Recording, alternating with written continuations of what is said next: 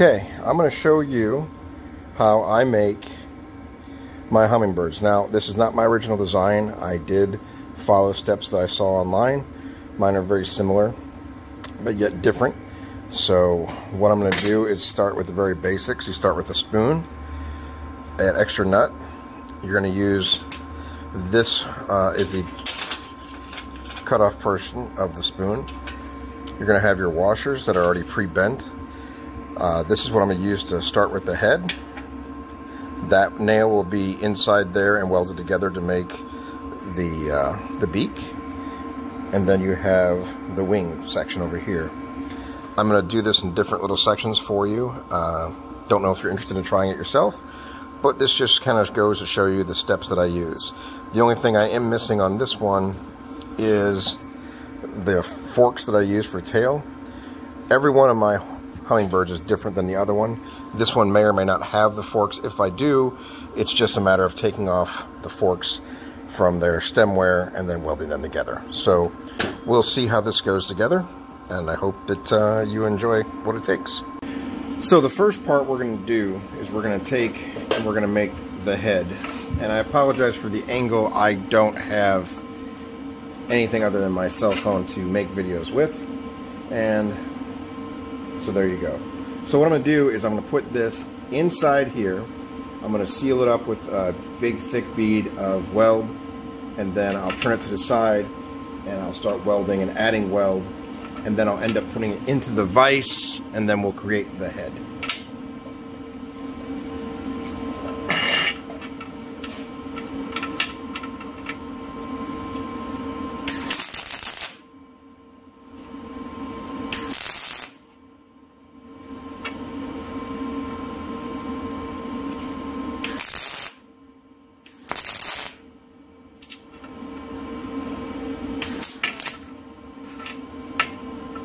There's really nothing neat about this portion.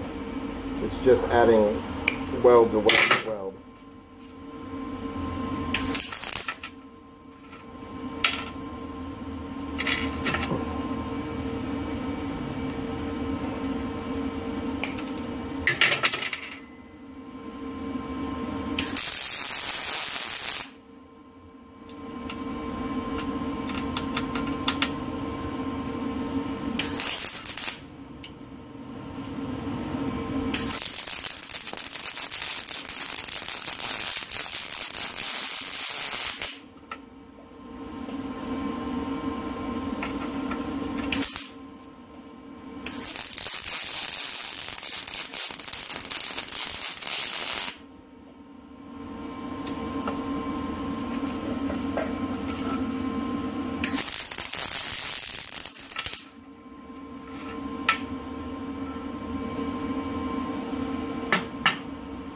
At this point, I'll move it over to the vise.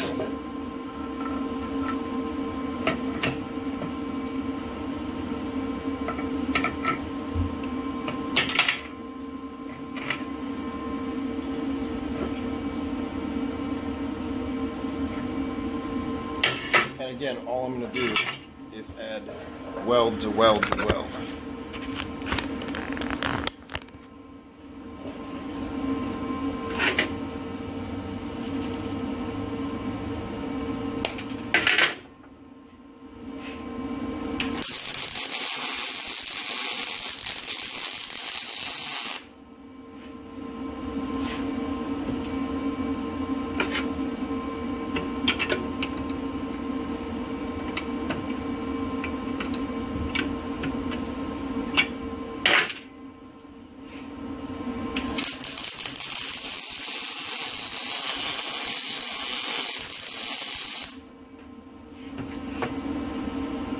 Please note that I am not what you'd call a professional, so my safety standards are probably not up to anything close to what anybody should be trying to emulate.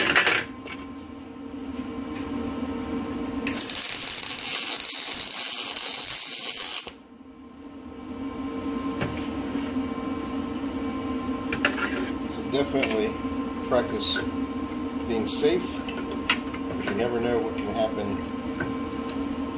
in this environment. It's usually extremely hot, extremely fast processing.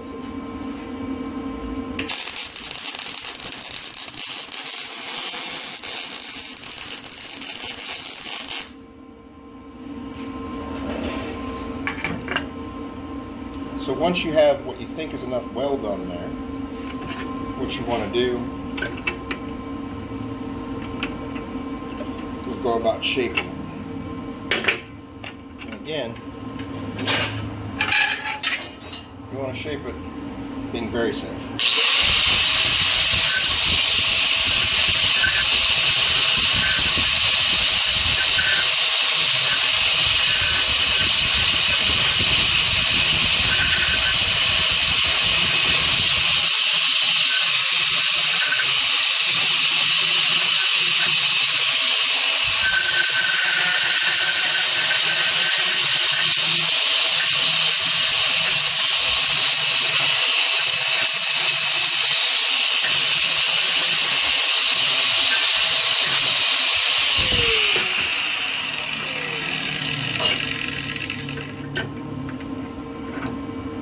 And in the end, you have something that vaguely represents the head. And again, I don't try and make anything look photorealistic. I'm just simply trying to make it be something you can look at and go, oh, that's a hummingbird.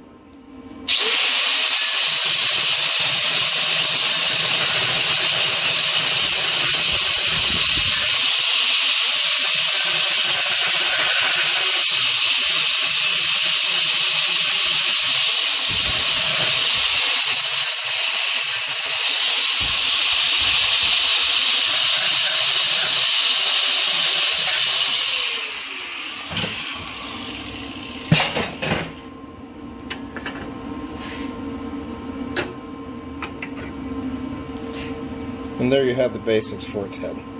Again, I'll clean it up later on as I go along. Once you decide what you think your top is going to be, I've decided this. You place it in the vise.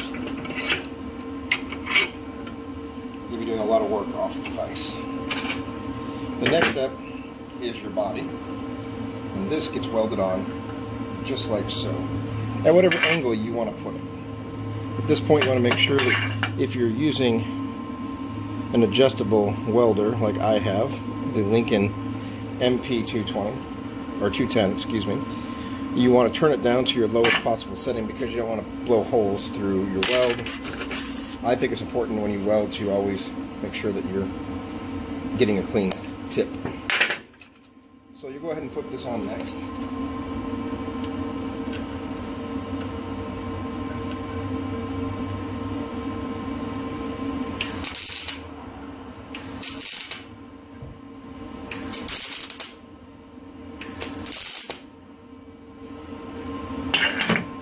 Okay, once you have that on, you're going to take and you're going to make the back spine of your hummingbird. And what I use, because again, I'm just doing all this from home, is I will take the piece of spoon that's left, the stem, and I'll put it on something that's already round, like this old caster wheel, and just bend.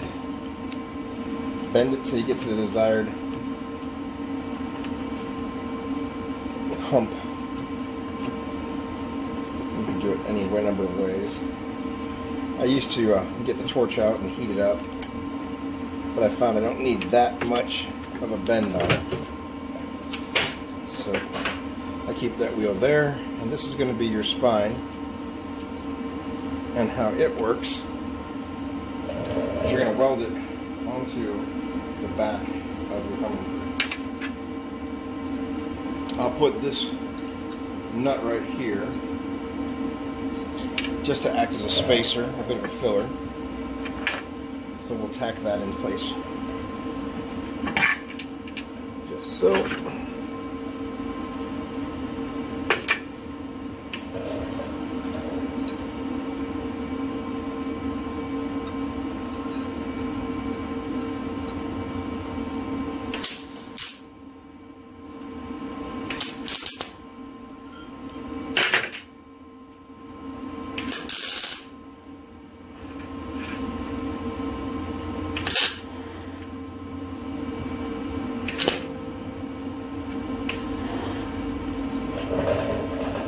And sometimes you get too close and you have to clear a tip of your welder. Or at least I do, because again, I am not the world's best welder. At this point, we'll take a pause. And what you're going to do at this point is you're going to start layering your washers into the bottom, or in the bottom, from the bottom here, going this way. And I apologize that there we go. And this is going to be the basic body. This is going to be a very small, very slim bird. Like I said, every bird I do is a little bit different. But you want to layer.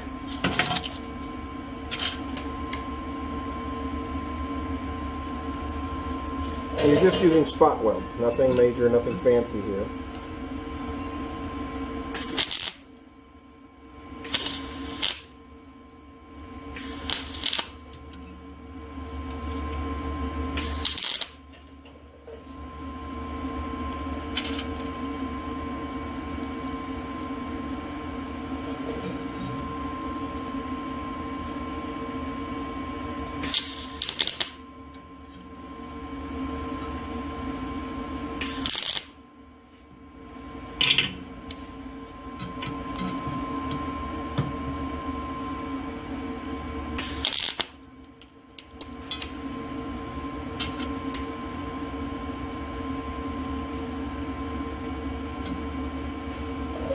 And it's okay to overlap.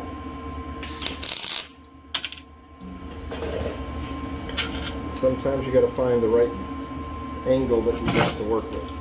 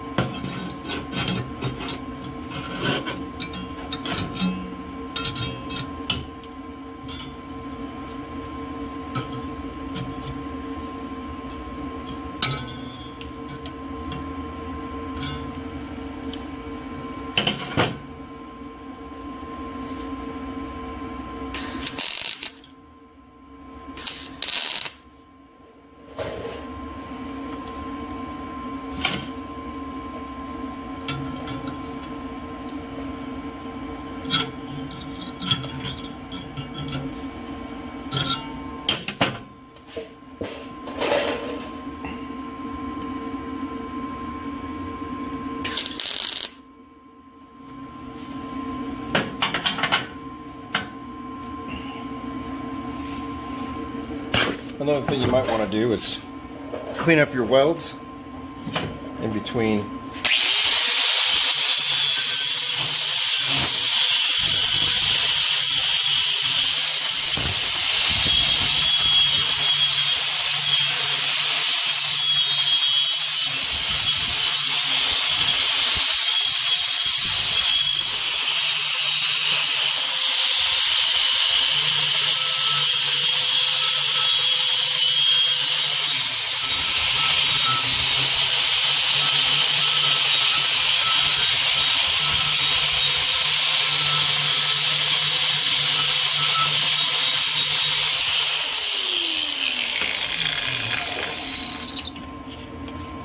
Then you'll just repeat the same process on the other side. This one's going to end up being a lot smaller than most of the birds that I do. And it's all to do with the bend in the silverware stem that you use. But again, I'm not always trying to make the exact same item. I want each bird to be unique in character and in size.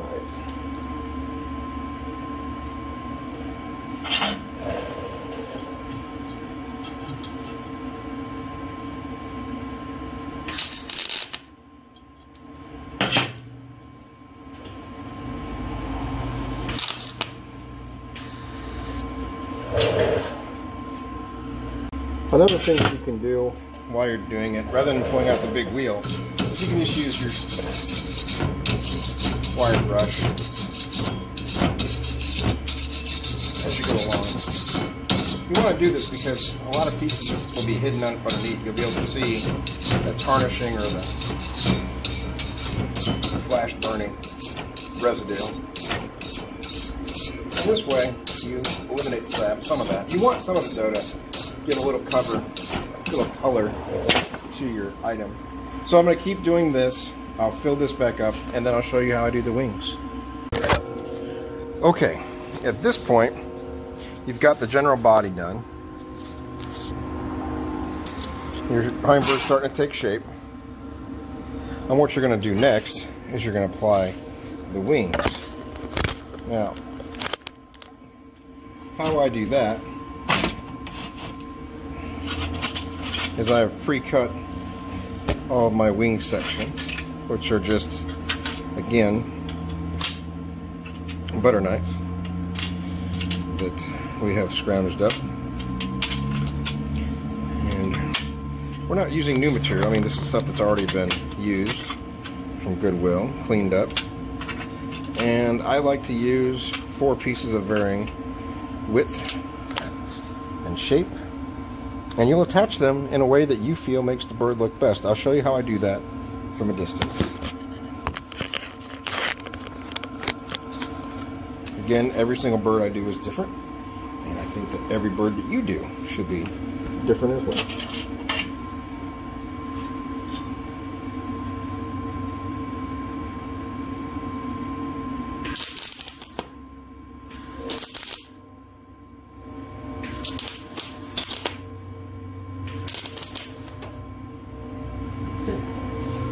I'm just going to do each one, each side, at whatever spacing and height you desire. The one thing you want to do is layer these so it looks more natural.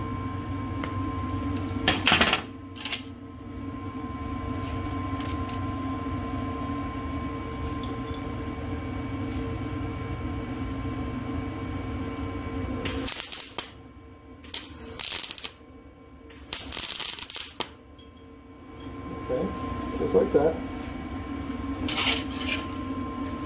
And the next one, it's going to be layered on top.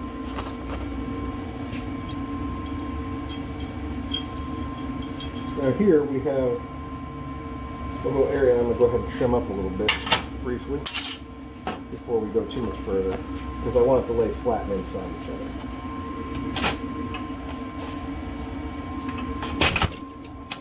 It helps to have the right tool.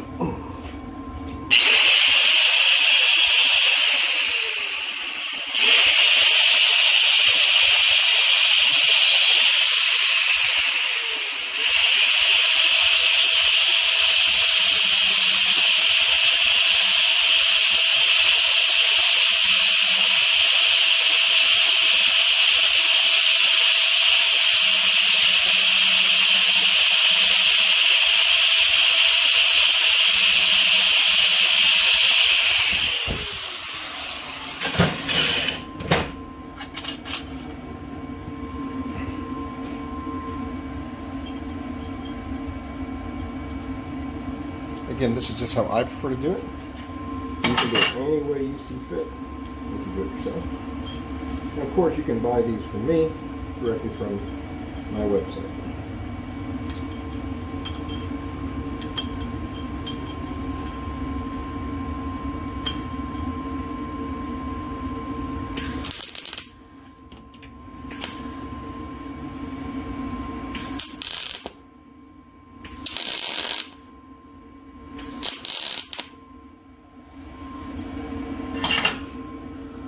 So it's going to look really ugly at this point if you do the way I do it.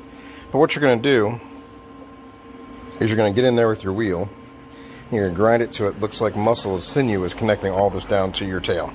So I'll do that and I'll show you the finished product. And there you go. That's what your completed hummingbird will look like. Again, we've kind of cleaned up in there. I never try and make anything look perfect. I don't want anything to ever look like a really super polished piece. That's not what I do. And that is what your hummingbird will look like. And we'll clean up a little bit in there and get it cleaned up and maybe a little shined up. But I hope you enjoyed how I make my hummingbirds. They are for sale. They retail for $90 a piece. And if I add flowers or anything else to the mounting, we could work out a deal, negotiate. You can see me on Etsy. Just go to Etsy shops and look up Flawed Irony. That's all one word, Flawed Irony. It's spelled Flaweddirony. Thanks again for watching, and have a great day.